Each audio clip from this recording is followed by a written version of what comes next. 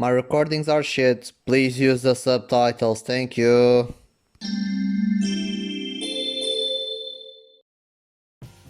Good morning, good afternoon or good night, I'm DreamerEXE. In 2023 I finally played killer7, a game from 2005, and I want to show you how I see a specific cutscene from the game, basically the Mahjong Cutscene.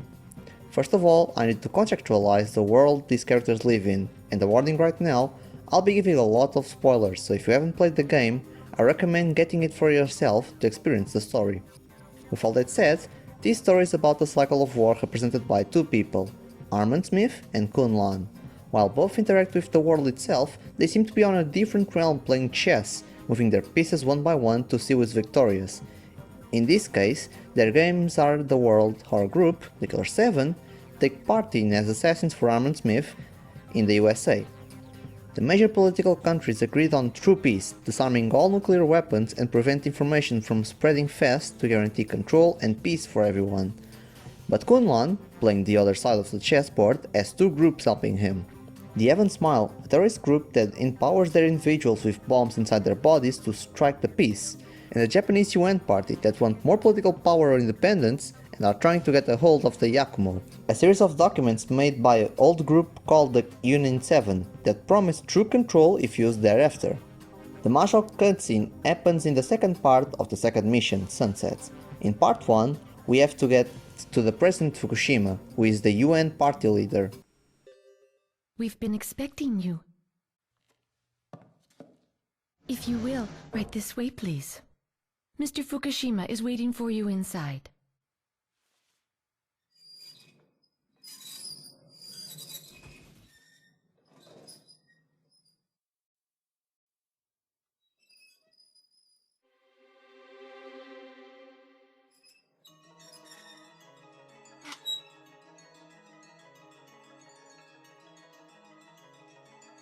I always wanted to be a tea master. It's one of the reasons I chose this profession.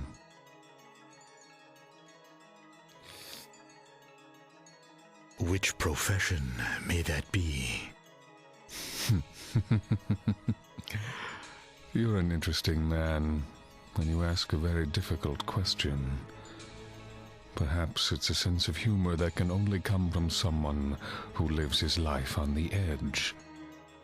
I wanted to become a politician who could be a true leader, but the world of politics was like a stage where people only acted.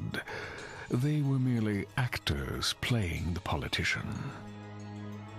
Did you ever think of becoming an actor? Well, it just so happened that I got a call from the government asking me if I wanted to become an architect for them. Architect? You mean to design and devise? Yes, I took the offer with delight. Is that the only thing you do, Mr. Fukushima, the founder?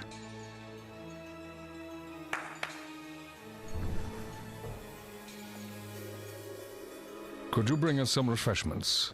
Certainly.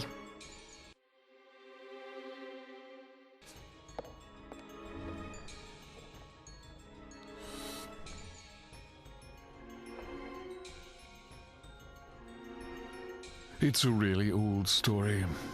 Union 7, a group made up of 7 young men, drew up the Yakumo Party cabinet policy. The heat of factional politics eventually broke down the Union 7. It was like a warm welcome in the world of politics. It became clear to me then. This country didn't have what it took to compete with the rest of the world. It must be wonderful to have such a bright secretary. Not as bright as you, Mr. Smith.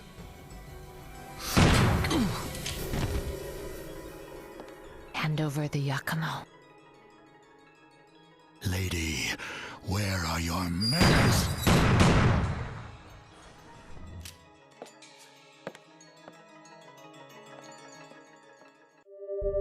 To put it bluntly, while Fukushima doesn't know about Arman or Kulan's real intentions with all politics and moves, he says how everyone is an actor in the world of politics. Being the leader who can lead a country isn't possible because people are just acting. More importantly, it refers to how Japan isn't capable of competing with the rest of the world, which is weird because if they get a hold of the Yakumo documents, that shouldn't be an issue. All of this means that we have a character that almost got to the top, realized the reality everyone is just a pawn, and accepted his position, both as an actor for leader, but more importantly as just another person that will be discarded anyway. There is no reason to find freedom or real peace from his perspective. Now, while the game has more to offer between this cutscene and the end of Sunset Part 2 and obviously the rest of the game, what's going to matter now is Mahjong, so let's see how it presents itself.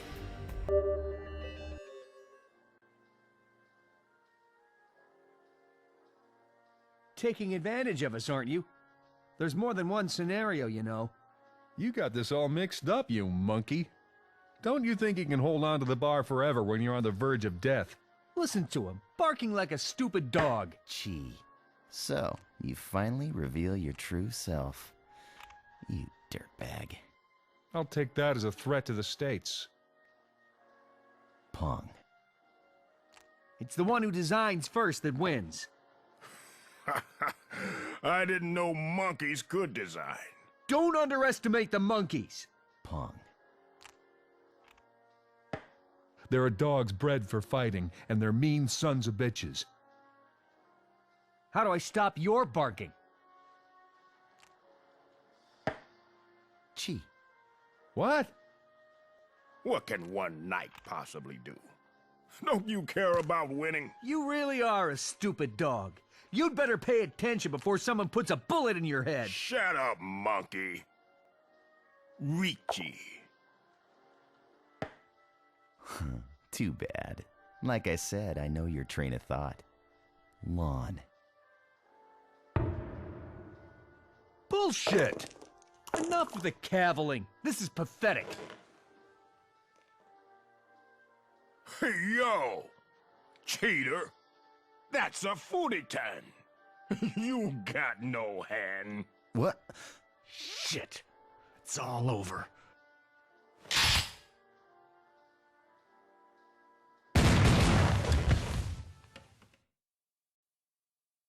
Alright, so now that we have seen it, let's analyze it.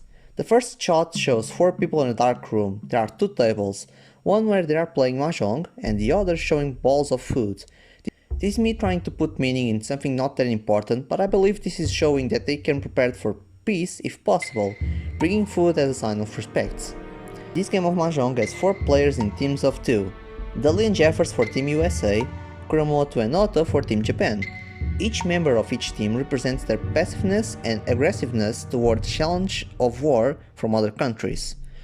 They are playing Rishi Mahjong or Japanese Mahjong. This is important because Japanese players should be more aware of the rules compared to the US players.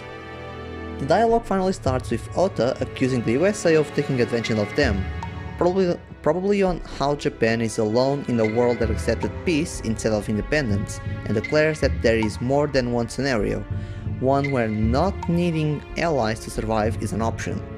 This is true if we consider the 2 endings this game provides, allying with Japan or destroying it once and for all. Jeffers believes he is wrong and they are trying to hold on for hope that doesn't exist, but Ota replies that he speaks nonsense, thinking the US knows the truth and keeps barking nonsense. His partner Kuramoto confirms this by doing Chi, a Mahjong move. In this cutscene all moves will be metaphors for what is true or false, for when someone is right or wrong, so keep that in mind. Kuramoto also says that the US finally revealed itself, showing its true face as someone ready for fights non-stop, which for Jeffers, the representation of US passiveness, feels insulted and takes that as a threat to the States, again with fights. Jeffers plays a tile and Kuramoto gets a pawn, confirming he is right, calling his true self, but also shows he is playing the long game by taking tiles from the US. In the game, several characters that are important to the plot were put in the US to spy and to become future Yakumo or UN party members, so it also represents that.